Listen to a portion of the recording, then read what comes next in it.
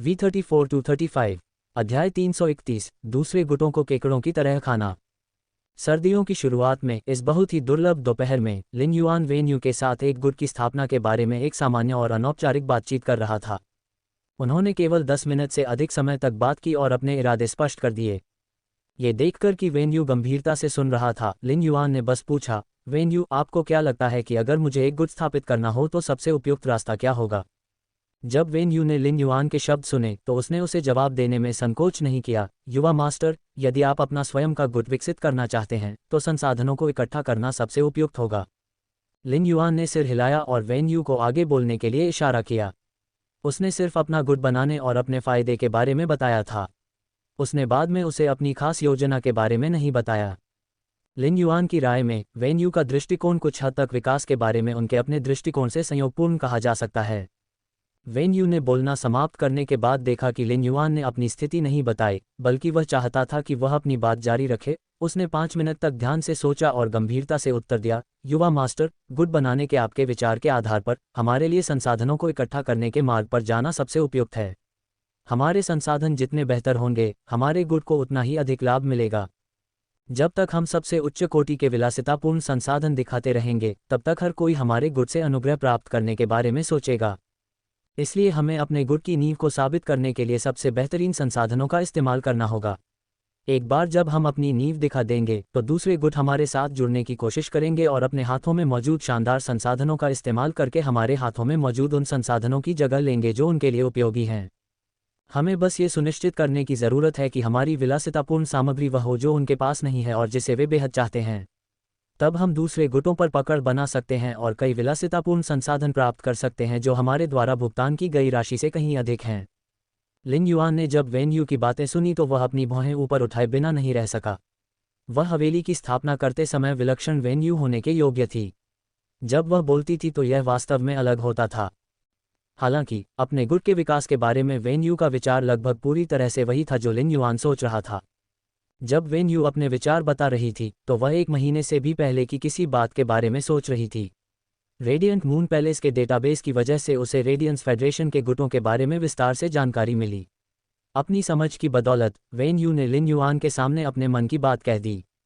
अगर उसे किसी भी चीज़ के बारे में पता नहीं होता तो वेन यू किसी भी मामले में लिन युआन के सामने एक खाली बात करेगी। उस समय लिन युआन ने एक उज्ज्वल मुस्कान प्रकट की। वास्तव में गुट विकास के लिए कई मार्ग थे। ऐसा कोई विशेष मार्ग नहीं था जो गुट के विकास के लिए पूर्ण लाभ देता हो। हालांकि अगर कोई शक्तिशाली गुट विकसित करना चाहता है तो उसमें मुख्य निर्णय लेने के लिए केवल एक ही आवाज़ हो सकती है। स्वाभाविक रूप से लिन युआन अपने गुट में मुख्य निर्णय लेगा। फिर भी लिन युआन चाहता था कि वेन यू उसके गुट को विकसित करने में मदद करे और उसकी सहायक बने। उस स्थिति में उसकी आवाज़ भी उसकी आवाज़ जैसी ही होगी। अन्यथा चाहे सामग्री तैनात करने और स्थिति की समीक्षा करने के लिए उसकी रणनीतिक प्रतिभा कितनी भी मजबूत क्यों न हो, वह उसे अपने गुट के विकास में कभी भूमिका नहीं निभाने देगा। ऐसा इसलिए था क्योंकि यदि 2 लोगों के गुट विकास पर अलग अलग विचार हों और लिन युआन और वेन यू के विचार परस्पर विरोधी हों तो ये 2 ताकतों के समान होगा। अगर ये दोनों ताकतें गुट को एक दिशा में आगे खींचने की कोशिश भी कर रही हों तो दोनों ताकतें चुपचाप एक दूसरे को रोक देंगी और ताकत को बांट लेंगी। ऐसा विकास गुट के लिए अच्छा नहीं था। हालांकि बातचीत से वेन यू के विचार जानने के बाद और यह जानने के बाद कि उनके विचार भी एक जैसे थे, वह उस गुट का प्रारूप तैयार कर सका जिसे वह बनाना चाहता था। वेन यू ने एक गहरी सांस ली और बहुत गंभीर भाव से कहा, आप अपने गुट को कितना बड़ा बनाना चाहते हैं, यंग मास्टर? ये सुनकर उन्होंने अपना सिर उठाया और दूर चमकते सूरज की ओर देखते हुए कहा, रेडियंस फेडरेशन तो बस एक शुरुआत है। जब लिन युआन ने यह कहा तो उसे अपने स्पिरिट लॉक स्थानिक क्षेत्र में बिना अंडे वाली फ्लोटिंग आइलैंड वेल की याद आई। फ्लोटिंग आइलैंड वेल की बदौलत लिन युआन का गुट सिर्फ रेडियंस फेडरेशन तक सीमित नहीं रहेगा। यह एक विशालकाय जानवर था और वे इसकी पीठ पर एक आकाश शहर बना सकते थे। लिन युआन की बातें सुनकर वेन यू ने अपनी मुट्ठी भींच ली। उसने लिन युआन के दिमाग में जो बड़ी तस्वीर थी और उसके दिल में जो भव्यता थी उसे महसूस किया। वह जानती थी कि उसे उसके सहायक के रूप में आगे बढ़ना है।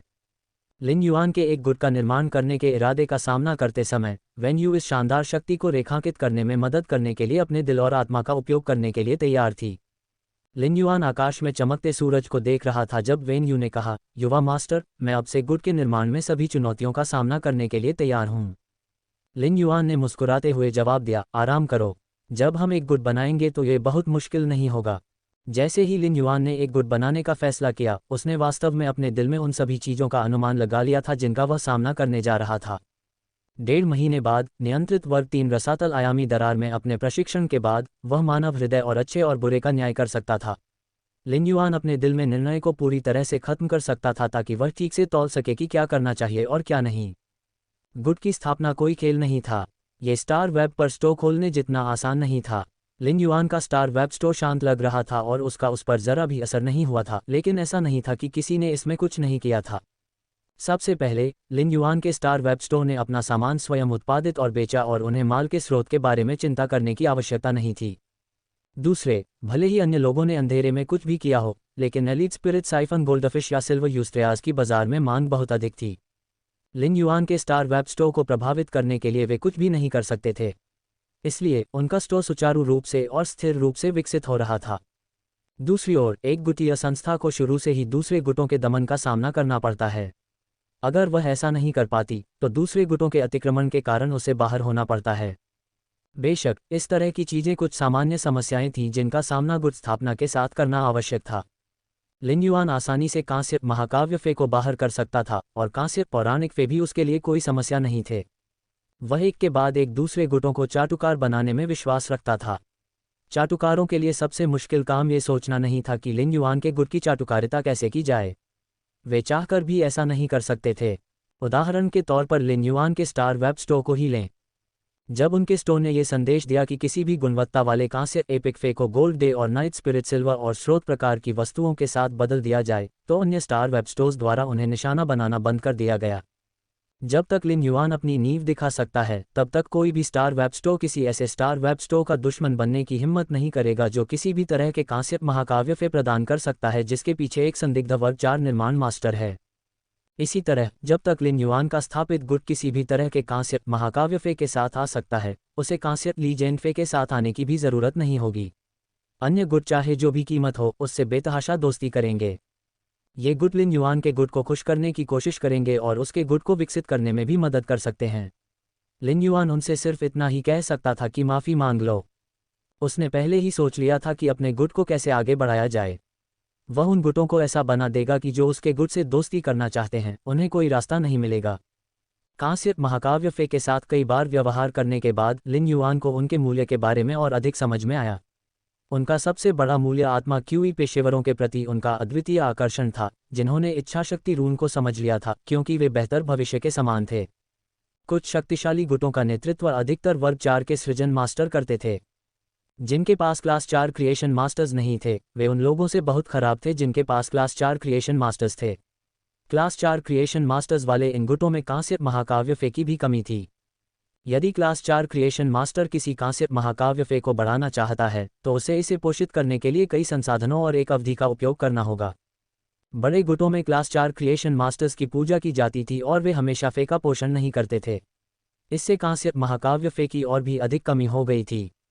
बड़े गुटों के राजा श्रेणी के विशेषज्ञों की तुलना हमेशा वर्ग 4 के सृजन मास्टर्स के संसाधनों से नहीं की जा सकती थी, गुट के अन्य लोगों की तो बात ही छोड़िए। चूंकि वर्ग 4 क्रिएशन मास्टर्स वाले ये बड़े गुट अधिक राजा श्रेणी के विशेषज्ञों को अपने साथ शामिल करने के लिए आकर्षित कर सकते थे, इसलिए वे बाजार में कांस्य महाकाव्य फे की सबसे अधिक मांग वाले खरीदार बन गए थे। वर्तमान में रेडियंस फेडरेशन में किसी भी गुट ने इच्छाशक्ति रून के आधार पर कांस्य महाकाव्य फेस की कस्टम सेलिंग की सेवा की पेशकश नहीं की है। इस तरह की अधिकांश सेवाएं जो समझे गए इच्छाशक्ति रून के आधार पर कांस्य महाकाव्य फे को अनुकूलित कर सकती हैं, उन्हें कुछ कनेक्शनों के माध्यम से कुछ क्लास 4 या यहां तक कि शीर्ष क्लास 4 क्रिएशन मास्टर्स की बुकिंग की आवश्यकता होगी। भले ही वे कीमत वहन करने में सक्षम हो, फिर भी उन्हें एहसानों पर निर्भर रहना पड़ सकता है और कुछ वर्षों तक इंतजार करना पड़ सकता है। कई वर्षों का प्रतीक्षा समय निस्संदेह उस समझे गए इच्छाशक्ति रून के समान था जिसका उपयोग कुछ वर्षों तक नहीं किया जा सका। हालांकि यह अपरिहार्य था क्योंकि उन्नत या शीर्ष श्रेणी 4 क्रिएशन मास्टर्स को यह दर्जा और प्रतिष्ठा प्राप्त थी।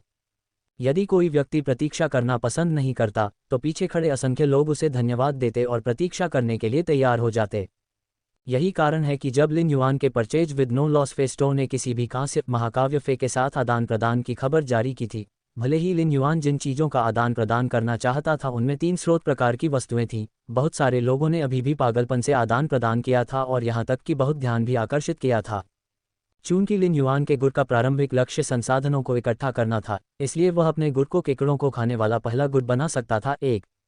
वह अपने गुट को अलग अलग इच्छाशक्ति रूनों के आधार पर कांस्य महाकाव्य फे को विशेष रूप से अनुकूलित करने की अनुमति देता था, जिसे आत्मा क्यूई पेशेवर समझते थे। लिन युआन को इसके लिए बहुत अधिक पूंजी की भी आवश्यकता नहीं थी। इस प्रकार वह निश्चित रूप से इस केकड़े को खाने जा रहा था। वह तो इसे खा जाने वाला था। चूंकि वह इसे खाने जा रहा था, इसलिए यह महत्वपूर्ण था कि वह इसे कैसे खाए। इसलिए लिन युआन को यह सोचना होगा कि इसे रहस्यमय तरीके से और सुरुचिपूर्ण ढंग से कैसे खाया जाए। केकड़े खाने की तरह, अगर वह केकड़े के खोल को खोलने के बाद सीधे केकड़े के पैरों को चबाता है, केकड़े के गलफड़ों और दिल को छूने की बजाय, तो भले ही उसने केकड़ा खाया हो, लेकिन वह हार जाता, क्योंकि केकड़े के गलफड़े और दिल सबसे ठंडे हिस्से होते हैं। केकड़े के पैरों को चबाने से वह केकड़े खाने का आनंद और स्वाद भी खो देता। हालांकि अगर वह 8 केकड़े खाने वाले औजारों से खाता तो यह सुरुचिपूर्ण तो होता, लेकिन बहुत परेशानी भरा भी होता। चूंकि लिन युआन केकड़ा खाते समय हारना नहीं चाहता था, न ही वह इसका स्वाद खराब करना चाहता था या इसे बहुत अधिक परेशानी से खाना चाहता था, इसलिए जब भी वह केकड़ा खाना चाहता था तो उसे एक बर्तन तैयार करना पड़ता था। बर्तन तैयार होने के बाद जब लिन युआन ने लापरवाही से आग बढ़ाई तो कई केकड़े अपने खोल को छीलकर बर्तन में कूदने के लिए दौड़ पड़े। ये केकड़े खुद को भाप देने की पहल करते और लिन युआन को उन्हें खाने के लिए आमंत्रित करते। ये केकड़ा खाने वाले होने का सबसे बड़ा आराम था। लिन युआन के पास केकड़ों को खाने की अपनी योजना थी। वर्तमान में उसे अपने इरादे के लिए एक महत्वपूर्ण घाटी की शपथ लिली को बढ़ाने की जरूरत थी। बेशक एक ट्रांसमिग्रेटर के रूप में जिसने दूसरों की तुलना में एक जीवन अधिक जिया था, लिन युआन अच्छी गुणवत्ता और भूख विपणन के महत्व को समझता था। अन्य गुट केकड़ा बनने के लिए पागलों की तरह प्रतिस्पर्धा करेंगे ताकि वह भी अपनी योजना को लागू करना शुरू कर सके। उस समय लिन युआन को अचानक अपने हाथ पर भार महसूस हुआ। उसने देखा कि वेन यू ने स्प्रे की बोतल उसके हाथ में रख दी और ऊर्जा से भरकर कहा, युवा मास्टर, मैं अब आपके लिए एक योजना लिखने के लिए अपने कमरे में जाऊंगा। ऐसा कहने के बाद वेन यू योजना लिखने के लिए वापस हवेली के अंदर भाग गया। लिन युआन अवाक रह गई। हालांकि उसके पास संसाधनों को तैनात करने और स्थिति की समीक्षा करने की अच्छी रणनीतिक प्रतिभा थी, फिर भी वह एक छोटी लड़की थी और उसे निखारने की जरूरत थी। ये तब था जब लिन युआन को एहसास हुआ कि उसका संकुचित स्रोत प्रकार अर्थरश गोल्डन लोट्स विशाल सुनहरे कमल के फूल को हिला रहा था, थोड़ा व्यथित दिख रहा था। ऐसा लग रहा था जैसे उसे समझ ही नहीं आ रहा था कि उसका ठेकेदार उसे वहां छोड़कर अचानक क्यों भाग गया। ये देखकर लिन युआन ने वेन यू की जगह ले ली और उसे धूप सेंकने के लिए साथ ले गया तथा नियमित रूप से स्प्रे बोतल के तैयार किए गए स्पिरिट द्रव से उसे सींचने लगा। जब लिन युआन ने देखा कि उसका स्पिरिट द्रव लगभग समाप्त हो चुका है तो उसने स्प्रे बोतल को फूलों की क्यारी के किनारे रख दिया।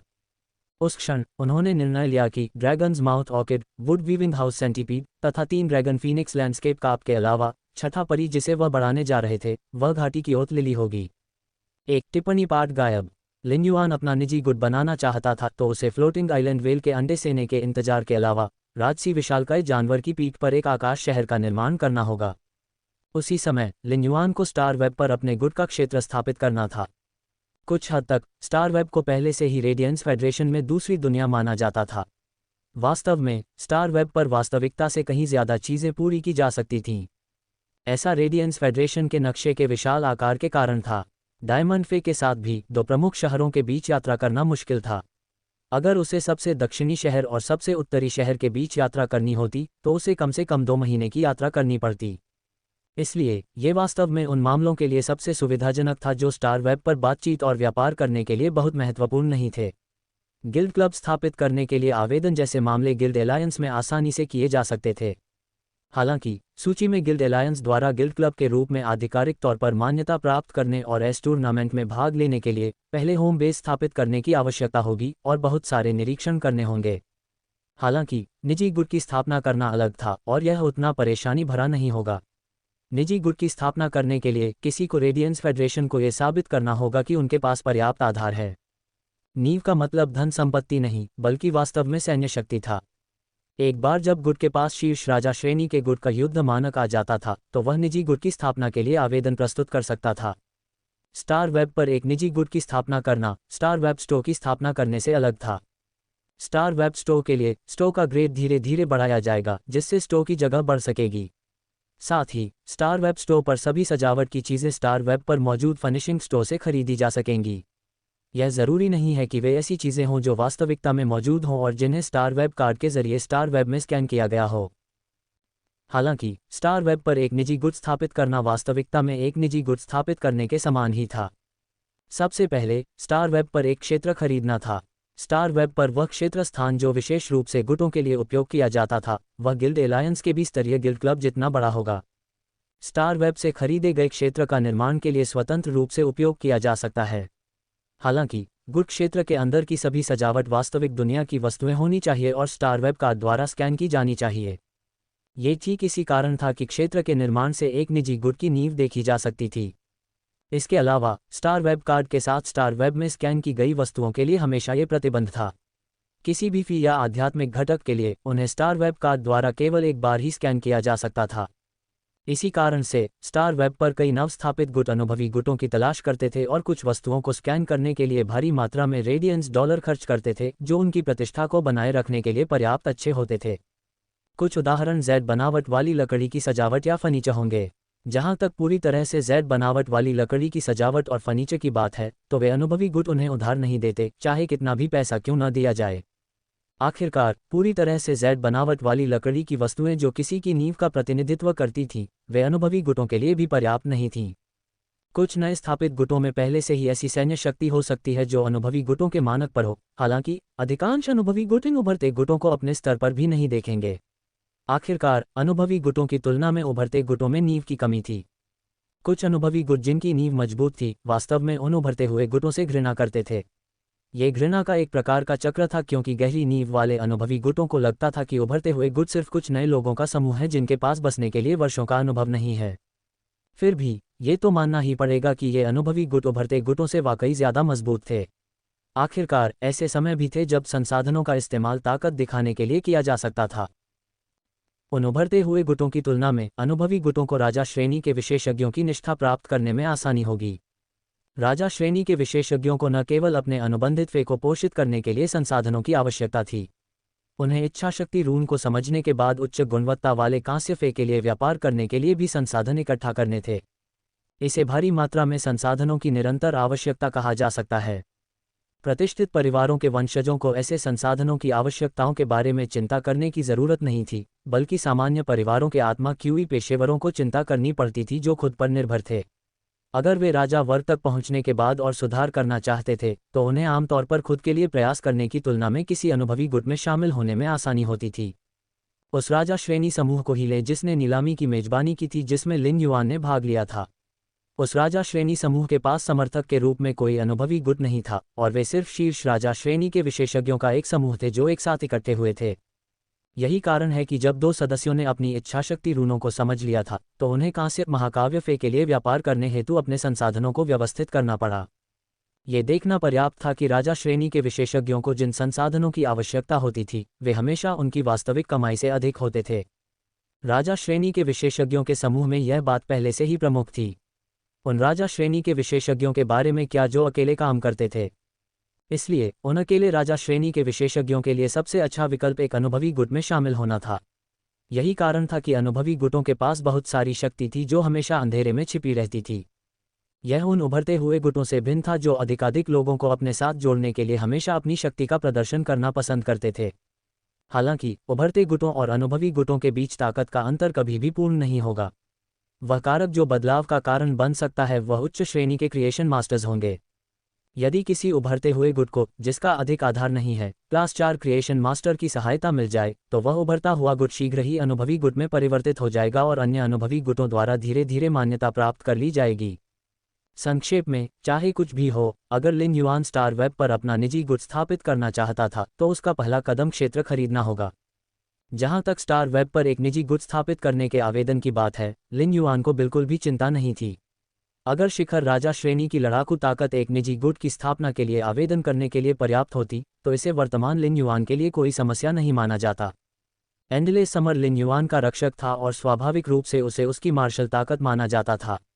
सुजरेन मित 3 फे के रूप में एंडलेस समर के पास पहले से ही सम्राट श्रेणी के विशेषज्ञ की ताकत थी। जब तक वह आवेदन करता, वह तुरंत मानक तक पहुंच जाता और उत्तीर्ण हो जाता। इस प्रकार लिन युआन यह नहीं सोच रहा था कि उसे अपने निजी गुट की स्थापना के लिए कैसे आवेदन करना चाहिए। इसके बजाय वह ये सोच रहा था कि उसे अपने निजी गुट के क्षेत्र को कैसे सजाना चाहिए। युआन के पास बहुत सारी मूल्यवान वस्तुएं थीं। अगर वह उन्हें बाहर लाने के लिए तैयार होता तो उसके लिए अपने निजी गुट के क्षेत्र को सजाना मुश्किल नहीं होता। हालांकि लिन युआन निजी गुट के बाहरी वातावरण को सजाने के लिए अपने प्रयासों को खर्च करने की योजना नहीं बना रहा था। ये समय की बर्बादी के समान था। फ्लोटिंग आइलैंड वेल का अभी तक अंडों से निकलना बाकी था, और यदि लिन युआन ने क्षेत्र को सजाने के लिए बड़ी मात्रा में फे और आध्यात्मिक सामग्री का उपयोग किया तो ये संसाधनों को बर्बाद करने और अपने स्वयं के हाथ को तोड़ने के समान होगा। अगर ये स्कैन किए गए आइटम बेचे गए तो वे निजी गुट के स्टार वेब क्षेत्र से गायब हो जाएंगे। प्रत्येक लेनदेन के बाद यह उन वस्तुओं की स्कैन गिनती को ताज़ा कर देगा। इसके अलावा चूंकि लिन युआन एक लो प्रोफाइल और गुप्त गुट बनाना चाहता था, इसलिए उसे बाहरी वातावरण बनाने के लिए कोई प्रयास नहीं करना पड़ा। हालांकि क्षेत्र का आंतरिक भाग कुछ ऐसा था जिसके लिए लिन युआन को अभी भी कुछ प्रयास करने थे। अपने निजी गुट के आंतरिक निर्माण के संबंध में लिन युआन अपनी नींव को पूरी तरह से प्रदर्शित करने जा रहा था। लिन युआन के पास पहले से ही आंतरिक डिज़ाइन था, लेकिन उसके पास केवल डिज़ाइन था, न कि आध्यात्मिक शिल्प कौशल। इसलिए लिन युआन को अपने डिजाइनों को वास्तविकता बनाने के लिए हुक्वान और उनकी शानदार आध्यात्मिक शिल्प कौशल की आवश्यकता थी।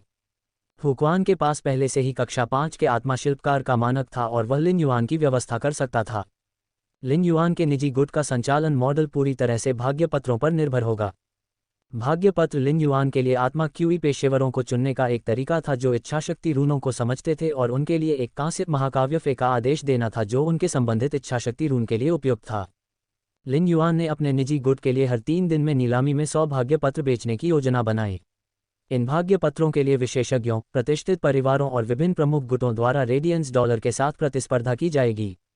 इसके अलावा ये केवल समझे गए इच्छाशक्ति रून के अनुसार कांस्य महाकाव्य फे प्राप्त करने के अवसर के लिए एक प्रतियोगिता थी। भाग्य पत्र नीलामी में भाग लेने वाले सभी विशेषज्ञ, प्रतिष्ठित परिवार और प्रमुख गुट केवल एक भाग्य पत्र के लिए ही नीलामी कर सकेंगे। एक बार जब 100 भाग्य पत्र नीलामी में बिक गए तो 100 प्रतिभागी स्टार वेब के स्वचालित मतदान कार्य के माध्यम से भाग्य पत्र खरीदने वाले 100 प्रतिभागियों को यादृच्छिक रूप से 100 भाग्य पत्र वितरित कर सकेंगे। 100 भाग्य पत्रों में से 99 भाग्य पत्र काले पंखों से खींचे गए थे, जो दर्शाता है कि यह एक राख पत्र था। जिन लोगों ने राख पत्र प्राप्त किए, इसका मतलब था कि उन्हें अपनी समझी गई इच्छाशक्ति रून के आधार पर कांस्य महाकाव्य फे का आदेश देने का मौका नहीं मिला। केवल एक भाग्य पत्र होगा जो सफ़ेद पंखों से बनाया गया था, जो दर्शाता है कि ये देवदूत पत्र था। जो व्यक्ति एंजल पत्र खींचता था उसे कांस्य महाकाव्य फे का आदेश देने का मौका मिलता था जो उनकी समझी गई इच्छाशक्ति रून के लिए उपयुक्त था। जिस गुट या व्यक्ति ने देवदूत पत्र प्राप्त किया उसे स्रोत प्रकार की वस्तुओं के 3 टुकड़े का भुगतान करना होगा और विनिमय की शपथ भी लेनी होगी।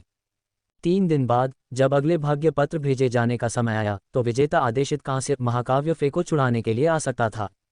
विनिमय की शपथ के लिए जब लिन युआन के लिए विशिष्ट परि या आध्यात्मिक घटक के लिए व्यापार करने का समय आया, जब तक लिन युआन समान मूल्य का संसाधन प्रदान करने में सक्षम था, तब जिस गुट या व्यक्ति ने देवदूत पत्र प्राप्त किया था उसे लिन युआन की व्यापार शर्तों से बिना शर्त सहमत होना होगा। व्यापार की शर्तें कोई फी या आध्यात्मिक घटक हो सकती हैं। विनिमय की शपथ ही वह कारण था जिसके कारण लिन युआन को घाटी की शपथ लिली फे को बढ़ाना पड़ा। Oath lily of the valley एक प्रकार का पौधा था जो लगभग 30 सेंटीमीटर ऊंचा होता था तथा इसकी पत्तियों पर घंटी के आकार के सफ़ेद फूल खिलते थे।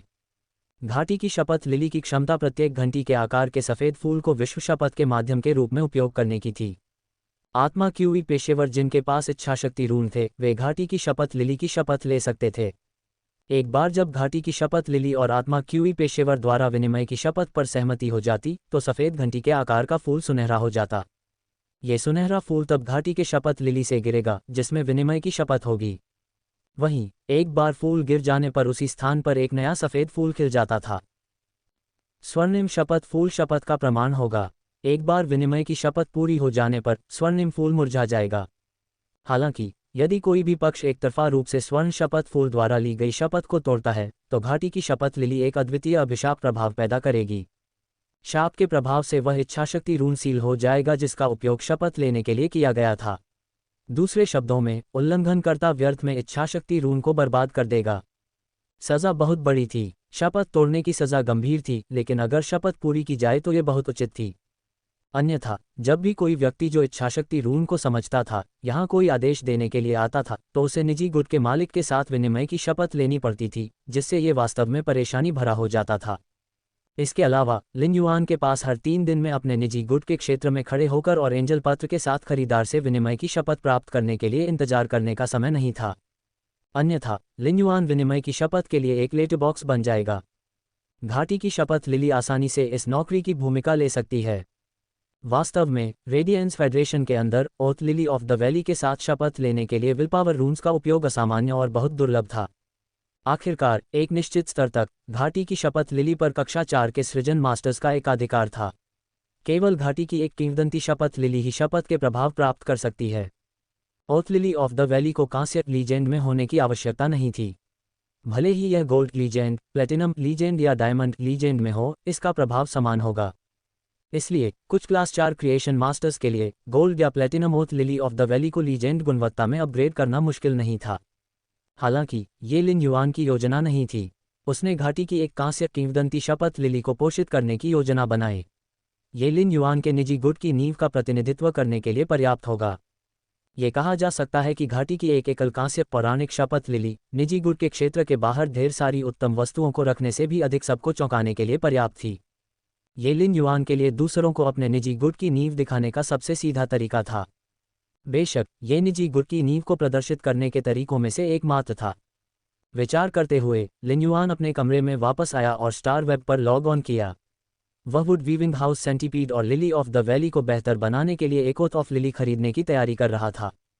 स्टार वेब पर लॉग इन करने के बाद लिन युआन ने लिसन का जवाब देखा।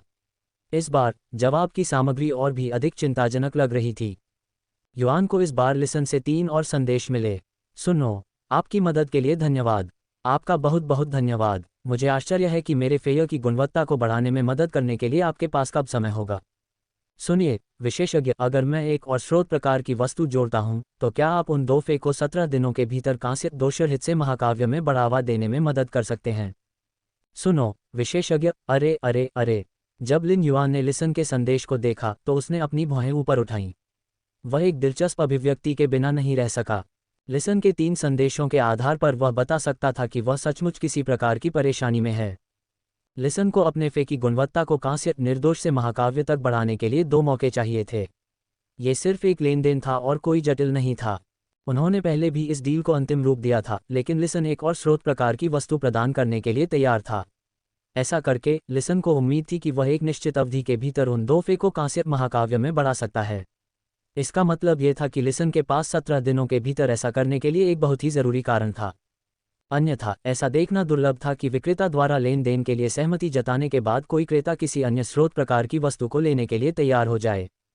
आखिरकार स्रोत प्रकार की वस्तुएं गोल्ड डे और नाइट स्पिरिट सिल्वर के 1 घन मीटर के विपरीत थीं, जिन्हें रेडियंस डॉलर के साथ खरीदा जा सकता था। लिन युआन ने लिसन के संदेश तभी देखे थे जब उसने पिछली रात स्टार वेब पर लॉग इन किया था। वह लिसन को जवाब देने के बाद कल रात स्टार वेब से भी बाहर आ गया था। जब लिन युआन ने सुबह स्टार वेब पर लॉग इन किया तो उसने पाया कि स्टार वेब से बाहर आने के कुछ ही समय बाद लिसन ने तुरंत उसे जवाब दिया था। सुनो, मैंने उसे कल रात 2 संदेश भेजे थे और आज तीसरा संदेश भेजा है। विशेषज्ञ, हे, ये वही था जो लिसन ने उसे कुछ समय पहले भेजा था। तीसरे संदेश की तरह बिना विषय वस्तु वाला संदेश, और ऐसा लग रहा था जैसे वह बातचीत करने की कोशिश कर रहा था। लिन युआन के उत्तर की प्रतीक्षा करते समय लिसन की चिंता को काफी हद तक दर्शाता है। ये भावना वैसी ही थी जैसे किसी को कोई बहुत ज़रूरी काम हो और वह संदेश भेजे, लेकिन सामने वाला जवाब देने में देर करे। इस तरह अत्यधिक चिंता के कारण वह दूसरा संदेश भेज देता। यह एक परीक्षण के रूप में काम करता था कि सामने वाले ने उसका संदेश देखा है या नहीं। लिसन, जिसके पास इतनी उच्च भावनात्मक बुद्धिमत्ता और लोगों के साथ व्यवहार करने की महान क्षमता थी, उसे यह कैसे पता नहीं चला।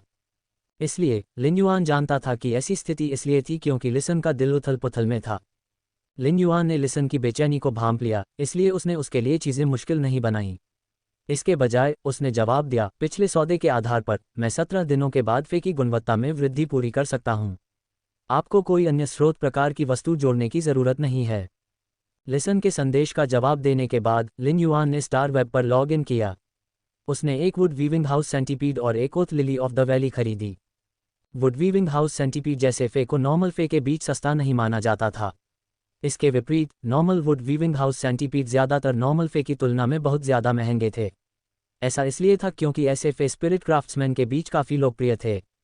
जहां तक घाटी की शपथ लिली की बात है, वे स्टार वेब पर बहुत आम थीं। ये भी कहा जा सकता है कि घाटी की शपथ लिली का दर्जा उसी तरह का था जैसा कि लिन युआन ने उस समय मोतियों की माला खरीदी थी। यह ऐसी चीज थी जिसे शायद ही कोई खरीदता। अगर वाकई तुलना की जाए तो oath lily of the valley की बिक्री बाजार में स्ट्रिंग ऑफ पर्ल से थोड़ी बेहतर थी। आखिरकार oath lily of the valley देखने में काफी आकर्षक लग रही थी। घाटी की शपथ लिली को आभूषण के रूप में रखा जाना अस्पष्ट मोतियों की माला से बेहतर था। यद्यपि मोतियों की मालाएं उपचारात्मक प्रकार की परी थीं, फिर भी उन्हें नापसंद किया जाता था क्योंकि वे उपचार के दौरान भयंकर दर्द उत्पन्न करती थीं, जिससे लोग मृत्यु की कामना करने लगते थे। हालांकि घाटी की शपथ लिली को नापसंद किया गया क्योंकि वे केवल किंवदंती तक पहुंचने पर ही उपयोगी थे। Oath lily of the valley एक प्रकार का परी था जिसमें लीजेंड के समय गुणात्मक परिवर्तन आया था। बाजार में घाटी की बहुत सारी ओथ लिली थीं, लेकिन बहुत कम लोग उन्हें लीजेंड तक पहुंचा पाए। अगर कोई था भी तो कोई भी उन्हें पालने के लिए तैयार नहीं होगा। आखिरकार इतनी ताकत और अनुभव वाले क्रिएशन मास्टर्स लड़ाकू श्रेणी के फे को पालने के लिए अधिक इच्छुक थे जो लड़ सकते थे। लिन युआन ने जल्द ही वुड वीविंग हाउस सेंटीपीड और oath lily of the valley का ऑर्डर दे दिया। उसे बस ऑस्ट्रिच लॉजिस्टिक्स के आने का इंतजार करना था। अपनी ज़रूरत के हिसाब से फे खरीदने के बाद लिन युआन ने मैसेज बार देखा और पाया कि लिसन ने उसे जवाब दिया है। इसलिए उसने मैसेज खोला। सुनिए विशेषज्ञ, मेरे पास यहाँ 11 स्रोत प्रकार की वस्तुएं हैं। क्या आप इन 11 में से 6 चुन सकते हैं जो आपके लिए सबसे उपयोगी हैं? उसका संदेश पढ़ने के बाद लिन युआन ने भौहें सिकोड़ लीं। उसे महसूस हो रहा था कि लिसन के शब्दों में कोई छिपा हुआ अर्थ था, लेकिन लिसन ने उसे प्रकट नहीं किया था। यह उतना आसान नहीं था जितना कि यह लग रहा था। अगर लिसन सद्भावना व्यक्त करना चाहता और उसे पिछले सौदे में तय की गई स्रोत प्रकार की वस्तुओं की एक निश्चित संख्या में से 6 चुनने देता तो वह ऐसा करता। लिन युआन को लगा कि ऐसा कुछ भी नहीं है जिसे वह समझ नहीं सकता। वास्तव में बहुत से गुड क्रिएशन मास्टर्स के साथ व्यापार करते समय भी इस तरह की सद्भावनापूर्ण हरकतें करते हैं। वैसे भी इन गुटों ने व्यापार के लिए जो स्रोत प्रकार की वस्तुएं निकालीं, वे अब उनके लिए उपयोगी नहीं थीं। यह एक बहुत अच्छी बात होगी अगर वे उन वस्तुओं का उपयोग क्रिएशन मास्टर्स को सद्भावना व्यक्त करने के लिए कर सकें। आखिरकार क्रिएशन मास्टर्स पर अच्छी छाप छोड़ने के केवल फायदे ही थे, कोई नुकसान नहीं था। फिर भी ऐसे गुट यह नहीं बताते कि उनके पास कितने स्रोत प्रकार के आइटम हैं। वे स्रोत प्रकार के आइटम जिन्हें उन्होंने क्रिएशन मास्टर्स को चुनने की अनुमति दी थी, वे पूर्णांक थे। अप्रत्याशित रूप से लिसन ने अपने गुट के तुरुप के पत्ते लिन युआन के सामने रख दिए थे। अब लिसन के पास कुल 11 सोर्स टाइप आइटम थे जो बहुत ज़्यादा नहीं थे। लिसन के सोर्स टाइप आइटम रिजर्व कुछ छोटे गुटों के बराबर भी नहीं थे। ये भी कहा जा सकता है कि लिसन के सोर्स टाइप आइटम रिजर्व किसी गुट के लायक नहीं थे। कौन अपना तुरुप का पत्ता सौंपेगा जब तक कि उनके मन में कुछ और न हो? लिसन के काम करने के तरीके ने लिन युआन को एक अजीब एहसास दिया। क्या लिसन उसे स्रोत प्रकार की वस्तुएं प्लेट में परोस रहा था ताकि वह उस पर निर्भर रह सके? युआन ने थोड़ा सा मुंह सिकोड़ा, संदेश का जवाब देने के लिए तैयार था। उसे नहीं पता था कि सुनो, वह व्यक्ति जिससे वह स्टार वेब के दूसरी तरफ बात कर रहा था वास्तव में एक युवा था। हालांकि लिसन लिन युआन से थोड़ा बड़ा था, लेकिन लिसन निस्संदेह लियूजी से बहुत छोटा था। उस समय लिसन अपने होठों को कसकर बंद किए हुए था, जबकि उसकी आंखों के कोनों में थकावट का गहरा भाव झलक रहा था। हालांकि लिसन ने अपनी सिकुड़ी हुई भौहों को ढीला कर दिया, जिसका अर्थ था कि उसका बोझ उतर गया था। जैसे ही लिसन ने डीप माउंटेन एल्डर लिन का संदेश पढ़ा, उसने अनजाने में अपने दिल में असीम कृतज्ञता महसूस की। आखिरकार कोई था जो उसकी सबसे मुश्किल घड़ी में उसकी मदद करने को तैयार था। लिसन बहुत उत्साहित था और वास्तव में listening heron chamber of commerce के भविष्य को लेकर उत्सुक था। वह कैसे सोच सकता था कि किस्मत एक महीने में ही उसके साथ इतना बड़ा मजाक कर देगी। Listening heron chamber of commerce का एकमात्र प्रत्यक्ष वंशज था। Listening heron chamber of commerce ने 3 साल पहले समुद्र की ओर अपना विकास लक्ष्य निर्धारित किया था। दुर्भाग्य से इसके मुख्य सदस्य लिसन के रिश्तेदार एक समुद्री आपदा से पीड़ित थे। उस समय लिसन नाबालिग था, सिर्फ 17 साल का, इसलिए उसे listening heron chamber of commerce की जिम्मेदारी अकेले ही उठानी पड़ी। वह सिर्फ अपने दांत पीस सकता था और listening heron chamber of commerce का प्रबंधन खुद ही संभाल सकता था। उन 3 वर्षों के दौरान listening heron chamber of commerce को पुनर्जीवित करने और कुछ संसाधन जुटाने के लिए लिसनिंग ने काफ़ी प्रयास किया था। Listening heron chamber of commerce में वास्तव में 5 क्लास 3 क्रिएशन मास्टर्स थे, जिनमें से एक शीर्ष क्लास 3 क्रिएशन मास्टर था जो किसी भी समय क्लास 4 क्रिएशन मास्टर बन सकता था। वे पांचों क्लास 3 क्रिएशन मास्टर्स समुद्र की ओर विकास लक्ष्य निर्धारित होने से पहले 10 वर्षों से अधिक समय से listening heron chamber of commerce में काम कर रहे थे। हालांकि ये लोग लिसन के प्रत्यक्ष रिश्तेदार नहीं थे, फिर भी वे उसके चाचा थे। लिसन ने अपने संचित संसाधनों में से अधिकांश को शीर्ष श्रेणी 3 क्रिएशन मास्टर पर खर्च कर दिया था। उसने इस शीर्ष श्रेणी 3 क्रिएशन मास्टर को कक्षा 4 में बदलने में मदद करने के लिए अपना दिल लगा दिया था। अंत में कड़ी मेहनत रंग लाई और वह क्रिएशन मास्टर सफलतापूर्वक कक्षा 4 में बदल गया। हालांकि इसके बाद वह शेष बचे 4 क्रिएशन मास्टर्स के साथ अनुभवी गुट में शामिल हो गए, जिससे पहले से ही कमजोर listening heron chamber of commerce को भारी झटका लगा। लिसन ने वास्तव में इस शीर्ष श्रेणी 3 क्रिएशन मास्टर पर अपनी उम्मीदें टिका रखी थीं। वह कल्पना कर रहा था कि जब शीर्ष श्रेणी 3 क्रिएशन मास्टर श्रेणी 4 बन जाएगा और listening heron chamber of commerce की अध्यक्षता करेगा, तो यह एक उभरते हुए गुट से एक अनुभवी गुट में भी आगे बढ़ सकता है। क्लास 3 और शिखर क्लास 3 क्रिएशन मास्टर्स तब से listening heron chamber of commerce की रीढ़ रहे हैं जब से लिसनिंग छोटा था। इस प्रकार शिखर क्लास 3 क्रिएशन मास्टर की सफलता में सहायता करने के लिए बहुत सारे संसाधन आवंटित करते हुए लिसनिंग ने उसे कभी भी विलपावर रूल के साथ listening heron chamber of commerce के प्रति वफादारी की शपथ नहीं लेने दी। बेशक लिसन के पास इस शीर्ष श्रेणी 3 क्रिएशन मास्टर को शपथ दिलाने की योग्यता नहीं थी, भले ही वह ऐसा करना चाहता हो। इसके अलावा चूंकि listening heron chamber of commerce ने अपने विकास को समुद्र की ओर निर्देशित किया था और तबाही का सामना किया था, इसलिए इसने अपने शीर्ष विशेषज्ञों को खो दिया था। शीर्ष विशेषज्ञों के संरक्षण के बिना listening heron chamber of commerce अन्य गुटों के सामने कुछ भी नहीं था।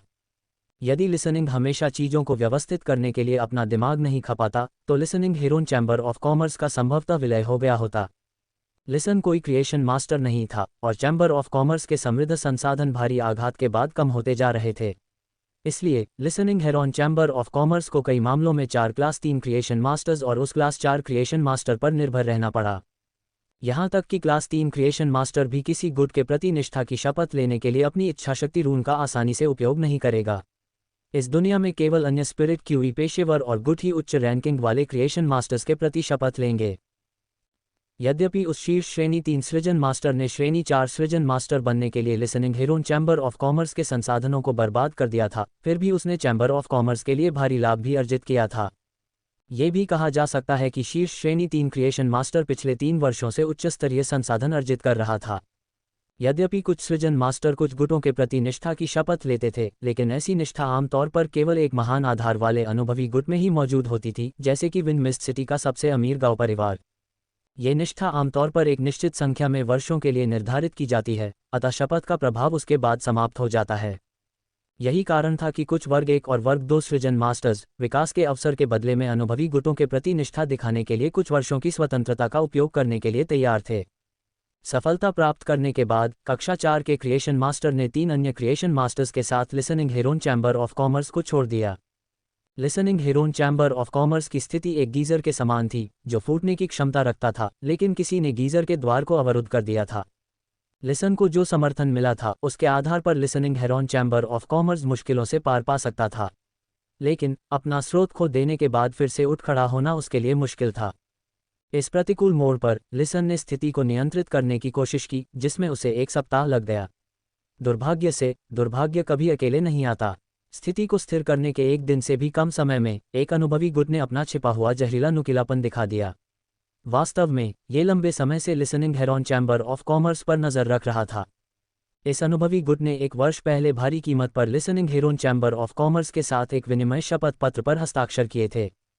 यह विनिमय शपथ वास्तव में listening heron chamber of commerce के साथ एक विनिमय था, जिसमें कांस्य फ्लॉलेस फेस को एपिक में पदोन्नत करने के 2 अवसर दिए गए थे। अगर लिसन इस एक्सचेंज अनुरोध को पूरा कर पाता तो उसे बहुत सारे संसाधन मिल जाते। उसे इस अनुभवी गुट से कुछ अन्य क्षेत्रों में भी मदद मिल जाती। हालांकि यदि विनिमय शपथ विफल हो जाती तो लिसन को इस अनुभवी गुट को listening heron chamber of commerce के विकास में हस्तक्षेप करने की अनुमति देनी पड़ती। लिसन ने इस विनिमय शपथ पर हस्ताक्षर इसलिए किए थे क्योंकि उस समय listening heron chamber of commerce को इससे केवल लाभ ही हुआ था, कोई नुकसान नहीं हुआ था। स्वाभाविक रूप से क्लास 4 क्रिएशन मास्टर और 3 अन्य क्रिएशन मास्टर्स के प्रस्थान के साथ स्थिति नाटकीय रूप से बदल गई थी। लिसन को यह भी समझ में आ गया कि इस अनुभवी गुट ने उसे उलझा दिया था और उसे बहुत नीचे तक पहुंचा दिया था। हालांकि जब क्रिएशन मास्टर्स ने listening heron chamber of commerce को छोड़ा था, तब इस अनुभवी गुट ने कोई कदम नहीं उठाया था, लेकिन इसकी धुंधली छाया अभी भी वहां थी।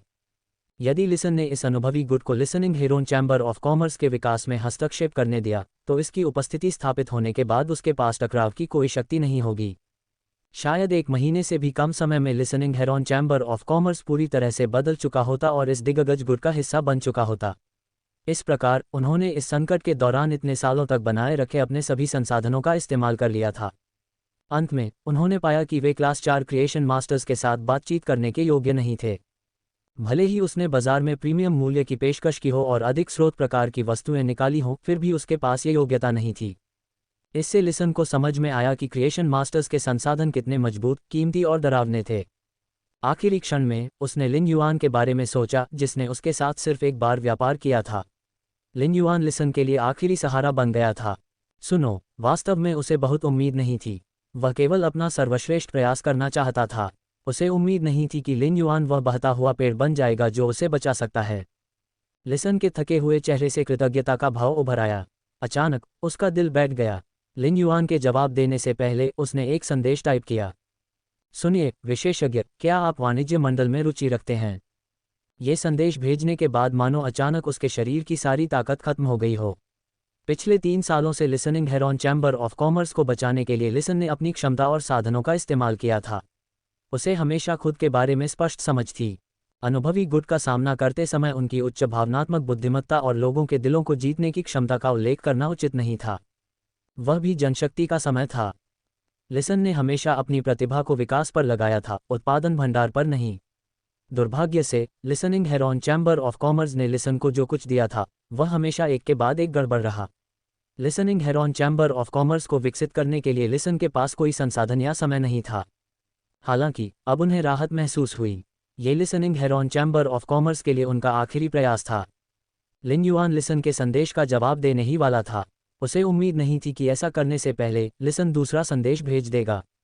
लिन युआन अपने मुंह के कोनों को मोड़कर चुपचाप कह ही नहीं सका, ऐसा लगता है कि मैं सही था। लिन युआन वास्तव में उसे जवाब देने का इरादा नहीं रखता था। वह केवल लेन देन को पूरा करना चाहता था और संसाधन संचय के लिए 6 स्रोत प्रकार की वस्तुएं प्राप्त करना चाहता था। हालांकि जब उसने चैम्बर्स ऑफ कॉमर्स शब्द देखा तो वह काफ़ी प्रभावित हुआ। स्टार वेब पर आध्यात्मिक सामग्री और इत्र बेचने वाली दुकानें ज़्यादातर बड़े और छोटे वाणिज्य मंडलों से ही अपना स्रोत प्राप्त करती थीं। उदाहरण के लिए ऊर्जा अयस्क, बटरफ्लाई शेल्स और स्पिरिट साइफन गोल्डफिश जो उसने जो जियाक्सन के स्टार वेब स्टोर से खरीदे थे, वास्तव में इन वाणिज्य मंडलों से आए थे। कुछ बहुमूल्य आध्यात्मिक सामग्री और परियों को अक्सर दुर्लभ जीवन रूप मंडप से खरीदना या नीलाम करना पड़ता था। हालांकि साधारण आध्यात्मिक सामग्री की कुछ दैनिक खपत और साधारण फेस के संचलन पर रेडियंस फेडरेशन के इन वाणिज्य मंडलों द्वारा काफ़ी हद तक कब्जा कर लिया गया था। लिन युआन प्रतिदिन बहुत सारे निम्न श्रेणी के संसाधनों का उपभोग करता था और ऊर्जा अयस्कों की उसकी खपत अधिक से अधिक बढ़ती जा रही थी। यदि लिन युआन एक चैम्बर ऑफ कॉमर्स को नियंत्रित कर सकता है तो भविष्य में वह जो भी करेगा वह अधिक सुविधाजनक हो सकता है। भविष्य में उसे हर बार स्टार वेब से निम्न श्रेणी की आध्यात्मिक सामग्री और ऊर्जा अयस्क खरीदने की परेशानी से नहीं गुजरना पड़ेगा। चैम्बर ऑफ कॉमर्स के संसाधनों की कीमत स्टार वेब पर अलग अलग थी। भले ही लिन युआन ने जो जियाक्सन के स्टोर से संसाधन खरीदे हों, लेकिन वह पैसे का एक हिस्सा भी कमा रहा था जो बहुत बेहतर था। हालांकि वाणिज्य मंडल से सीधे संसाधन खरीदने पर कीमत में बहुत अंतर था। रेडियंस फेडरेशन में अकेले चैम्बर ऑफ कॉमर्स की योग्यता के लिए आवेदन करना चुनौतीपूर्ण था। इसके अलावा चैम्बर ऑफ कॉमर्स की सबसे मूल्यवान चीज़ न केवल उसकी योग्यता थी बल्कि उसकी छोटी छोटी विस्तृत विधियां भी थीं। चैम्बर ऑफ कॉमर्स द्वारा स्टार वेब स्टोर के साथ स्थापित किया गया हर रिश्ता एक स्थिर आय के समान था। गुटों की नज़र में एक छोटा चैम्बर ऑफ कॉमर्स भी एक गुणवत्तापूर्ण संसाधन माना जाता था। यही कारण था कि अनुभवी गुट की नज़र listening heron chamber of commerce पर थी, जो काफ़ी संकट में था।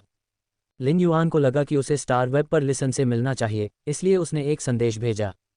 डीप माउंटेन एल्डर लिन, अपने 11 स्रोत प्रकार की वस्तुओं को स्टार वेब मीटिंग सेंटर में लाओ। फिर लिन युआन ने बढ़त ले ली और सिर से गेंद को आगे बढ़ाया। जब लिसन ने लिन युआन का संदेश देखा तो उसे अचानक लगा कि उसके दिमाग में खून दौड़ रहा है। एक पल पहले वह चिंतामुक्त और तनावमुक्त महसूस कर रहा था, लेकिन अब घबराहट और आशंका भरी भावनाएं उसके दिमाग में घर कर गई हैं। लिसन को लिन युआन के संदेश से उसके असली विचारों का पता नहीं चल पाया। यह मानना उचित था कि स्टार वेब पर उनकी मुलाकात उसे बात करने का मौका देने के समान थी। हालांकि लिन युआन ने उसे 11 स्रोत प्रकार की वस्तुएं लाने के लिए भी कहा था। ऐसा लग रहा था कि वह पिछले लेन देन को पूरा करने के लिए सिर्फ स्रोत प्रकार की वस्तुएं चुनना चाहता था। निराश लिसन को आशंका के बावजूद उम्मीद की एक किरण नजर आई। उसे इस बात का डर नहीं था कि उम्मीद पाना मुश्किल है। उसे बस इस बात का डर था कि शायद उसे उम्मीद को भुनाने का मौका ही न मिले। उस क्षण लिसन असामान्य रूप से दृढ़ हो गया। जो व्यक्ति कभी भी आने वाली लहरों में डूब सकता है, वह इस दुर्लभ अवसर को कैसे न समझ सकता है। हालांकि डीप माउंटेन एल्डरलिन, जिसे उसने कभी नहीं देखा था लेकिन एक बार उसके साथ लेन देन हुआ था, ने उसे हिम्मत की उम्मीद दी थी। यह एक तरह की भावना थी, एक लंबी गली की तरह जिसमें कोई मोड़ नहीं है। इससे लिसन को, जो खुद पर निर्भर रहने का आदी था और जिस पर भरोसा करने के लिए उसके पास कोई नहीं था, खुद को लाड़ प्यार महसूस हुआ। फिर भी लिसन को अभी भी इस रास्ते पर आगे बढ़ना था। लिसन को पता था कि listening heron chamber of commerce उस शक्ति के सामने उल्लेख के लायक नहीं था जो आसानी से कांस्य महाकाव्य फे को बाहर कर सकता था। सुनिए, दृढ़ निश्चयी किंतु आशंकित मनोदशा के साथ स्टार वेब मीटिंग सेंटर की ओर बढ़िए। जब लिसन उस जगह पर पहुंचा तो उसने देखा कि एक खुशमिजाज नौजवान चुपचाप बैठा हुआ उसका इंतजार कर रहा था। लिसन की आंखों में एक अजीब सी चमक दौड़ गई। हालांकि लिसन ने सुना था कि purchase with no loss store का मालिक एक युवा व्यक्ति था और कई लोग उसकी तुलना युवा नायक ब्लैक से करते थे, लेकिन उसने कभी भी उन शब्दों पर विश्वास नहीं किया था। ऐसा इसलिए था क्योंकि लिसन ये कल्पना नहीं कर सकता था कि एक युवक वास्तव में एक ऐसे गुट का मालिक हो सकता है जिसके पास शीर्ष श्रेणी 4 क्रिएशन मास्टर है और जो आसानी से कांस्य महाकाव्य फे को खत्म कर सकता है। लिन युआन ने लिसन को अचंभित खड़े देखा तो उसने एक चमकदार मुस्कान के साथ कहा, चलो बैठो और बात करो। सुनो, लिन युआन की इतनी कम उम्र की उम्मीद नहीं थी और लिन युआन को भी यही उम्मीद थी। वह लगभग 20 साल का लग रहा था। लिन युआन लिसन को इसलिए नीची नज़र से नहीं देखता था क्योंकि वह छोटा था। इसके विपरीत वह लिसन को उसकी उम्र के कारण महत्व देता था। हालांकि उच्च भावनात्मक बुद्धिमत्ता और लोगों का दिल जीतने की क्षमता एक वृद्ध व्यक्ति के लिए असाधारण हो सकती है, लेकिन यह मूल्यवान नहीं है। वयस्क जो समय के साथ दुनिया के तौर तरीकों का अनुभव करते हैं, वे अधिक सौम्य होते हैं। लिन युआन मदद नहीं कर सका लेकिन युवा होने के बावजूद सफल होने पर आहें भरता रहा। चौंकना एक बात थी, सुनो लिन युआन के प्रति ईमानदारी से आभारी था। यद्यपि उस युवक ने, जिसने कठिन समय में उसकी सहायता की थी, उसके लिए एक छोटी सी महत्वहीन बात से अधिक कुछ नहीं किया होगा, फिर भी ये लिसन के लिए सबसे मूल्यवान मुक्ति थी। चूंकि लिसन अपने निर्णय पर अडिग था, इसलिए उसने लिन युआन के सामने वाली सीट नहीं ली। इसके बजाय उसने श्रद्धापूर्वक एक घुटने पर बैठकर listening heron chamber of commerce की शेष 11 स्रोत प्रकार की वस्तुओं के साथ रखी ट्रे को युवाओं के सामने उठाया और कहा, विशेषज्ञ, मैं आपका आशीर्वाद प्राप्त करने के लिए listening heron chamber of commerce की पेशकश करना चाहता हूं। मैं केवल यही प्रार्थना करता हूं कि आप listening heron chamber of commerce को बचा सकें और मुझे इसे विकसित करने की अनुमति दें। Listening heron chamber of commerce और मेरे पास जो कुछ भी है वह भविष्य में आपका होगा। लिन युआन को उम्मीद नहीं थी कि लिसन उसके अंदर आने और उसे देखने के बाद ऐसा कुछ करेगा। लिन युआन विचारों में उलझा हुआ था। चूंकि लिसन चाहता था कि वह listening heron chamber of commerce को बचाए, इसलिए लिन युआन को इस मामले पर विचार करना था और देखना था कि क्या वह इसे बचाना चाहता है। साथ ही उसे ये भी विचार करना था कि क्या इसे बचाना उचित है। सोचते समय लिन युआन स्पष्ट रूप से महसूस कर सकता था कि लिसन, जो एक घुटने के बल जमीन पर झुका हुआ था, थोड़े कांपते हाथों से 11 स्रोत प्रकार की वस्तुओं वाली ट्रे को पकड़ रहा था। इससे लिसन के दिल में आशंका का पता चलता है। हालांकि लिन युआन जितना अधिक चुप रहता, लिसन उतना ही अधिक चिंतित रहता और उसे लगता कि आशा उससे दूर होती जा रही है। लिसन का दिमाग अब चक्कर खा रहा था और उसे न जाने क्यों 2 तरह के व्यंजन सूझ रहे थे, अचार वाली सब्जियों के साथ मछली और ब्रेज्ड चिकन। लिसन को लगा कि वह अचार वाली सब्जियों वाली मछली है खट्टी, कमज़ोर और बेकार। उसे ये भी लगा कि वह ब्रेज्ड चिकन है घबराया हुआ, उबाऊ और कचरा। इस बिंदु पर उसने अचानक महसूस किया कि ट्रे में 11 स्रोत प्रकार की वस्तुओं पर कुछ हलचल थी। सुनो जानता था कि लिन युआन ट्रे में स्रोत प्रकार की वस्तुओं का निरीक्षण करना शुरू कर रहा था। इससे लिसन का दिल दहल गया और उसकी आंखों के कोने थोड़े लाल हो गए। हालांकि उसके मुंह के कोने चाप की तरह मुड़े हुए थे। मैं केवल यही प्रार्थना करता हूं कि आप listening heron chamber of commerce को बचा सकें और इसे विकसित होने दें। Listening heron chamber of commerce और मेरे पास जो कुछ भी है वह भविष्य में आपका होगा। लिसन ने अपने दिल में दृढ़ता को दबा दिया था। इससे कोई फर्क नहीं पड़ता कि वह listening heron chamber of commerce के विकास का नेतृत्व नहीं करेगा। ये तब तक अच्छा था जब तक listening heron chamber of commerce, जो उसके परिवार के प्रयासों के कारण विकसित हुआ था, अस्तित्व में रह सकता था। लिन युआन ट्रे में स्रोत प्रकार की वस्तुओं के साथ खेल रहा था और विचार कर रहा था जब लिसन ने ऐसा कहा। लिन युआन ने फिर अपने हाथ में पकड़ी कुछ सोर्स टाइप की चीज़ें ट्रे में गिराईं, जिससे एक तीखी आवाज़ आई। लिसन का हाथ जो ट्रे को पकड़े हुए था, कांप उठा। उसने युवक की शांत आवाज़ सुनी, अगर आपके पास listening heron chamber of commerce की वफादारी होती तो ये स्वाभाविक रूप से अभी भी आपके प्रबंधन के अधीन होता। ऐसा लगता है कि आज स्टार वेब पर कुछ बातें नहीं कही जा सकती। युवक की बातें सुनकर लिसन आनंद की लहर में डूब गया और वहीं जम गया। तभी उसे उस युवक की शांत आवाज़ फिर सुनाई दी। रॉयल कैपिटल में आइए, आइए व्यक्तिगत रूप से मिलें और बात करें। उसे एक पवित्र ध्वनि सुनाई दी जिसने उसकी 1 महीने से अधिक समय से चली आ रही थकान और बेचैनी को दूर कर दिया। साथ ही उसकी आंखों में आशा की एक चमकदार रोशनी चमक उठी। सुनो, वह जानता था कि चूंकि उसके सामने बैठे उस युवक जैसी महान हस्ती ने व्यक्तिगत रूप से मिलने और बात करने की बात कही थी, तो इसका मतलब था कि इस मामले के सुलझने की बहुत अच्छी संभावना थी, या फिर आधा अधूरा सुलझ चुका था। उसने अपना सिर उठाया, उसके चेहरे पर एक खुशनुमा मुस्कान थी जिसे उदासी ने बहुत पहले दबा दिया था, और उसने जवाब दिया, मैं इंडिगो एज्योर सिटी में हूँ। मैं अब रॉयल कैपिटल जाऊंगा। लिन युआन ने लिसन के साथ मौखिक समझौता करने के बाद स्टार वेब से लॉग आउट कर दिया। उसे लगा कि लिसन के अचानक और निर्णायक फैसले के बारे में यह थोड़ा अप्रत्याशित था। हालांकि उन्होंने अपनी उच्च भावनात्मक बुद्धिमत्ता और पारस्परिक संबंध बनाए रखने की क्षमता के अलावा अपने अद्भुत साहस पर भी अफसोस जताया। Listening heron chamber of commerce और लिसनिंग की वफादारी के बारे में लिन युआन तुरंत सहमत नहीं हुआ। इसके बजाय उसने लिसनिंग को रॉयल कैपिटल में अपने हवेली में आकर इस पर विस्तार से चर्चा करने के लिए कहा। ऐसा इसलिए था क्योंकि लिन युआन अभी भी उन समस्याओं से अनभिज्ञ था जिनका सामना listening heron chamber of commerce को करना पड़ा था। जहां तक इस बात का सवाल है कि क्या वह listening heron chamber of commerce का नियंत्रण लिसनिंग को सौंपेंगे, तो निर्णय लेने से पहले उन्हें स्थिति को पूरी तरह से समझना होगा। हालांकि लिन युआन ने लिसन से सहमति जताई थी। वह जल्द ही लिसन के 6 स्रोत प्रकार के आइटम के बदले में 2 कांस्य 2 शरहित को एपिक में पदोन्नत करेगा। इस प्रकार सौदा पूरा हो जाएगा। ये भी माना जाता था कि लिसन को मुश्किल समय से बाहर निकलने में मदद करना चाहिए। लिन युआन को लिसन के बारे में अच्छी धारणा थी, इसलिए जब लिसन को कठिनाइयों का सामना करना पड़ा तो उसने इस सौदे के लिए सहमति दे दी, जिससे उसे मदद मिली। हालांकि लिन युआन अपना खुद का गुट बनाना चाहता था और इसके लिए उसे लाभकारी काम करने थे। वह अपने दयालु हृदय के कारण बेकार के काम नहीं करता था और अपने गुट पर बोझ नहीं डालता था।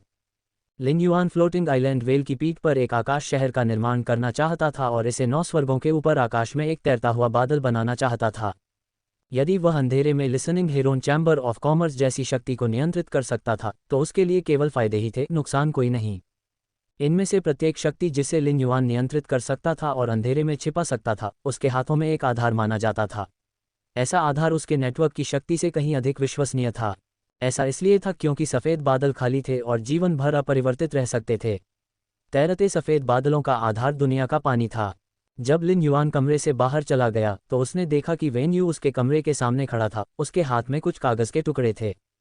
समय समय पर वह कागज़ पर कलम से बदलाव करती रहती थी और बहुत गंभीर दिखती थी। लिन युआन को अपने कमरे से बाहर आते देख वेन यू ने जल्दी से कहा, युवा मास्टर, मैं आपको देखने के लिए दरवाज़ा खटखटाने ही वाला था। गुट की योजना और सुझावों के बारे में मैंने जो लिखा है उसे देख लीजिए। ये कहते हुए उसने अपने हाथ में रखे 5-6 कागज़ के टुकड़े उसे थमा दिए। उसकी आंखें उम्मीद से भरी हुई थीं। लिन युआन ने कागज़ के टुकड़े उठाए। गुट विकास पर वेन यू के कुछ विचार कागज़ पर बहुत स्पष्ट रूप से लिखे हुए थे। लिन युआन जितना ज़्यादा उसे देखता उतना ही उसे लगता कि कुछ गड़बड़ है। के विकास का मार्ग निर्धारित कर लिया था और उसके मन में एक योजना भी थी। फिर भी उसने गुट की स्थापना और उसके विचारों पर गंभीरता से विचार किया। वेन यू के प्रस्ताव से लिन युआन को वेन यू के विचारों और अपने गुट की स्थापना की दिशा को समझने का मौका मिला। पहले तो वह इसे देखते हुए सिर हिलाए बिना नहीं रह सका। वेन यू के कई विचार उसके जैसे ही थे। हालांकि जब उसने दूसरे गुटों के बारे में उसके विचार देखे तो उसे लगा कि कुछ ठीक नहीं है। ऐसा नहीं था कि वेन यू के विचार उससे अलग थे या उसमें कुछ गड़बड़ थी। जब उसने दूसरी ताकतों का जिक्र किया तो उसके शब्दों से एक तरह की भावना पैदा हुई। अगर लिन युआन को इसका वर्णन करना होता तो वह केवल इतना कह सकता था कि यह श्रेष्ठता की भावना थी। उसने उसके शब्दों से श्रेष्ठता की इस भावना को महसूस किया और जल्द ही समझ गया। रेडिएंट मून पैलेस के आत्मा परिचय के रूप में वेन यू का प्रारंभिक बिंदु बस कुछ ऐसा था जिसकी तुलना साधारण लोग नहीं कर सकते थे। इस प्रकार उसका दायरा हमेशा लीनिंग मून माउंटेन के रेडियंस मून माउंटेन में ही रहा। उसने रेडियंस फेडरेशन के गुटों को दिल पर नहीं लिया। यदि वेन यू ने अन्य क्षेत्रों में श्रेष्ठता की इस भावना का उपयोग किया तो लिन युआन को उसे कुछ सलाह देनी पड़ सकती है। हालांकि गुट के प्रारंभिक विकास को शुरू करने के लिए संसाधनों को जमा करने की लिन युआन की रणनीति के आधार पर उन्होंने महसूस किया कि वेन यू की श्रेष्ठता की भावना न केवल ठीक थी बल्कि पर्याप्त भी नहीं थी। कांस्य महाकाव्य फे आत्मा क्यूई पेशेवरों के लिए एक लग्जरी आइटम के समान था और लिन युआन के पास ऐसे कई फे थे। दूसरे शब्दों में वह शानदार सामानों का एक राजवंश स्थापित कर सकता था जो कांस्य महाकाव्य फे को अनुकूलित करने पर केंद्रित था। प्रत्येक कांस्य महाकाव्य फे लिन युआन के गुट की श्रेष्ठता का प्रतिनिधित्व कर सकता है। साथ ही शायद कुछ विशाल अनुभवी गुट अपने कांस्य महाकाव्य फे के साथ श्रेष्ठता के मामले में उससे मुकाबला कर सकते हैं। हालांकि उनके पास लिन युआन जितने लोग नहीं हैं, लेकिन वे उसके खिलाफ प्रतिस्पर्धा कर सकते हैं। हालांकि इन विशाल अनुभवी गुटों की तुलना में लिन युआन अपनी इच्छानुसार व्यापार के लिए कांस्य महाकाव्य फे को बाहर निकाल सकता है। ये कहा जा सकता है कि इच्छाशक्ति रून्स के आधार पर कांस्य महाकाव्य फे को अनुकूलित करना लिन युआन के गुट के लिए संसाधनों को विकसित करने और प्राप्त करने का एक तरीका था। इसलिए उनका गुट हर समय अन्य गुटों के प्रति अपनी श्रेष्ठता का दिखावा करता रहता था। अनुभवी गुटों के पास कांस्य महाकाव्य फे हो सकते हैं, लेकिन वे हमेशा से ऐसे दल रहे हैं जिनमें ऐसे फे की भारी मांग थी। जब तक वे सामूहिक रूप से पागल नहीं हो जाते, वे किसी भी कांस्य महाकाव्य फे को अपना गुट छोड़ने की अनुमति नहीं देते। इस प्रकार लिन युआन का गुट प्रारंभ से ही श्रेष्ठता के मामले में सबसे ऊपर होगा। जब तक लिन युआन तैयार था, वह कांस्य लीजेंड फे को बाहर निकाल सकता था। इस प्रकार वह श्रेष्ठता के शीर्ष पर खड़ा हो सकता था और गर्व से पूरे खाद्य श्रृंखला और अन्य गुटों को नीचा दिखा सकता था। यहाँ तक कि यदि राजा श्रेणी के विशेषज्ञों के पास कांस्य लीजेंड फे की अत्यधिक मांग है और विशाल अनुभवी गुटों के पास शीर्ष श्रेणी 4 क्रिएशन मास्टर्स हैं जो भाग्य से कांस्य लीजेंड फे का पोषण करते हैं, तो क्या ऐसे अनुभवी गुट उन कांस्य लीजेंड फे को बाहर निकालने और उन्हें बाजार में लाने का जोखिम उठा सकते हैं? हालांकि लिन युआन आसानी से कांस्य लीजेंड फे को बाजार में नहीं उतारेगा, फिर भी वे अन्य गुटों को दबाने के लिए उसके गुट के सबसे शक्तिशाली तुरुप के पत्ते थे। उसे किसी और चीज़ की ज़रूरत नहीं थी, बस एक कांस्य लीजेंड शपथ लिली ऑफ द वैली की ज़रूरत थी। मैं सभी अन्य गुटों को स्पष्ट रूप से बता सकता था, मेरे गुट के साथ खिलवाड़ मत करो। वास्तव में यदि लिन युआन की तुलना अब कक्षा 5 के सृजन मास्टर से की जाए, तो एक परी के ग्रेड को बढ़ावा देने और एक परी की क्षतिग्रस्त जड़ों को ठीक करने की उसकी क्षमता अतुलनीय थी। उनकी तुलना क्लास 3 क्रिएशन मास्टर से भी नहीं की जा सकती थी। वे केवल क्लास 2 क्रिएशन मास्टर के स्तर के थे। हालांकि जब कांस्य लीजेंड फे को पालने की बात आई, तो लिन युआन ने नहीं सोचा था कि वह क्लास 5 क्रिएशन मास्टर से हार जाएगा। उसे यहाँ तक लगा कि क्लास 5 क्रिएशन मास्टर्स कांस्य लीजेंड फे को पालने में उसके बराबर भी नहीं थे। जब तक लिन युआन मोबियस के स्पिरिट क्यूई कंडेंसेशन द्वारा संघनित स्पिरिट क्यूई क्रिस्टल को छोड़ने और इसे कांस्य महाकाव्य फे में इंजेक्ट करने के लिए तैयार था, तब तक वह कम से कम 5 से 6 लीजेंड फे प्राप्त कर सकता था। यदि लिन युआन ने फे को मजबूत करने के लिए स्पिरिट क्यूई क्रिस्टल का उपयोग नहीं किया होता, तो वह औसतन हर दिन एक कांस्य लीजेंड फे प्राप्त करने में सक्षम होता। इस तरह लिन युआन का गुट रहस्यमय हो सकता था, महान हो सकता था और संसाधनों के मामले में अन्य गुटों को तुच्छ समझ सकता था। यदि फेस की तुलना विलासितापूर्ण वस्तुओं के पिरामिड से की जाए, तो लिन युआन अब उसके शीर्ष पर खड़ा था। वेन यू के गुट विकास प्रस्ताव को पढ़ने के बाद लिन युआन ने उसकी आशावादी अभिव्यक्ति देखी। उन्होंने सिर हिलाया और कहा, वेन यू, आपने इन विचारों और योजनाओं के साथ अच्छा काम किया है। हमारे कई विचार एक जैसे हैं। जब वेन यू ने लिन युआन की बातें सुनी, तो उसके चेहरे पर तुरंत उसकी खुशी झलकने लगी। वह सिर्फ 20 साल से कम उम्र की एक युवा लड़की थी। उसका दिल जवान था और जो व्यक्ति उसके लिए सबसे महत्वपूर्ण था, उससे तारीफ मिलने पर वह मुस्कुराती थी। हालांकि लिन युआन ने वेन यू की योजना की पुष्टि करने के बाद गंभीरता से कहा, वेन यू, संसाधनों के मामले में इस योजना में श्रेष्ठता की भावना पर्याप्त नहीं है। हमारे पास ऊपरी हाथ है, इसलिए हम जंगली होने के हकदार हैं। हम जितने अधिक जंगली होंगे, उतना ही अधिक अन्य गुट हमें सम्मान की दृष्टि से देखेंगे, हमसे डरेंगे और हमें नहीं समझ पाएंगे। लेकिन ये केवल संसाधनों के संदर्भ में है, सैन्य बल के संदर्भ में नहीं। हम एक गुट का निर्माण कर रहे हैं, न कि झुकता हुआ चांद पर्वत या चमकता हुआ चांद पर्वत। इस प्रकार हम अंततः अन्य गुटों के लिए एक उभरता हुआ गुट मात्र हैं। हमें अभी भी समय चाहिए, इससे पहले कि हमारे पंख पूरी तरह से विकसित हो सकें। लिन युआन की यह बात सुनकर वेन यू समझ गया कि उसका क्या मतलब था और वह खुद को थोड़ा शर्मिंदा महसूस करने से नहीं रोक सका। वेन यू को अपनी समस्या का एहसास हुआ। जब वह चीज़ों का विश्लेषण कर रही थी, तो वह अनजाने में लीनिंग मून माउंटेन के रेडियंट मून पैलेस के मानकों के साथ ऐसा कर रही थी। वह लिन युआन के गुट बनाने के दृढ़ संकल्प को समझती थी। वेन यू जैसा चतुर व्यक्ति उसकी समस्या जानने के बाद फिर से वही गलती नहीं करेगा। युवा मास्टर, मुझे पता है कि समस्या कहाँ है। मैं एक और लेख लिखकर आपके पास लाऊंगा। अपने कमरे में लौट आए और गुट के विकास और योजना के लिए एक नया प्रस्ताव लिखना शुरू कर दिया। हुक्वान, जो पूरी रात जागता रहता था, भी जाग नहीं सका और सोने के लिए अपने कमरे में लौट आया। सुबह रक्तबीज और अंतहीन ग्रीष्म की माता ने शहद के पैनकेक की 2 बड़ी प्लेटें खाने के बाद एक स्पष्ट उद्देश्य के साथ सड़क पर निकल गए और इधर उधर भटकने लगे। हालांकि उनके लक्ष्य अलग अलग थे। ब्लडबैथ की मां वह सारा बढ़िया खाना खाना चाहती थी जो उसे देखने के बाद पसंद आया। इसके विपरीत एंडलेस समर अपने पसंदीदा अजीबोगरीब आकार के स्पिरिट ज्वेलरी खरीदने के लिए कुछ ज्वेलरी स्टोर पर जाना चाहता था। एक दिन पहले endless summer mother of bloodbath के साथ आधे दिन के लिए बाहर गया था और लगभग 100 फैंसी हार, अंगूठियां, कंगन और ब्रोच लेकर लौटा था। संक्षेप में कहें तो दो सुजरेंट मिथ ब्रीड फे अब सिर्फ सड़क पर चीजें खरीदने के लिए रह गए थे। ये खाने के महत्व और महिलाओं के सौंदर्य के प्रति प्रेम को पूरी तरह से दर्शाता है। सुबह नाश्ता बनाने के बाद लियू जी रेडियंस सेक्रेड हॉल में गए। यद्यपि वह 2 दिन बाद रेडियंस 100 सीक्वेंस की आंतरिक रैंकिंग में प्रवेश करेगा, लेकिन लियू जी को इन 2 दिनों के दौरान रेडियंस सेक्रेड हॉल के भीतर अन्य पहलुओं में परीक्षण किया जाना था। इसलिए वह इन कुछ दिनों में हवेली में खाना नहीं बना पाएगा। जब वह बाहर था तो आज सुबह खून खराबे की मां ने खाना बनाने का काम अपने हाथ में ले लिया था। रक्तबीज की मां वास्तव में हवेली में खाना नहीं बनाती थी। उसका इरादा था कि रोजाना सड़कों पर घूमते हुए वह जो खाना अच्छा पाती थी उसे हवेली के लोगों के साथ बांटने के लिए वापस लाएगी। इस प्रकार हॉल में केवल लिन युआन ही बचा था। विशाल, पूरी तरह से जेड बनावट वाले लाल चंदन की मछली टैंक को देखकर वह सिरदर्द महसूस करने से खुद को रोक नहीं सका। वह वास्तव में नहीं जानता था कि वह 3 ड्रैगन फीनिक्स लैंडस्केप का आपको लाल चंदन दीर्घायु मछली टैंक से कैसे बाहर निकालेगा। हालांकि मछली टैंक के शीर्ष पर कांस्य आए फ्लॉलेस स्पिरिट युक्त हिबिकस अधिक से अधिक शानदार हो रहे थे। 5 भाग्यशाली रांचर्स द्वारा जारी की गई भारी मात्रा में आत्मा क्यूई के कारण कई कांस्य आए 2 शर्हित आत्मा युक्त हिबिकस कांस्य 2 या यहां तक कि कांस्य 3 तक पहुंच गए थे। हालांकि आत्मा युक्त हिबिकस दिन में खिलता था और रात में मुरझा जाता था, लेकिन अब दोपहर हो चुकी थी।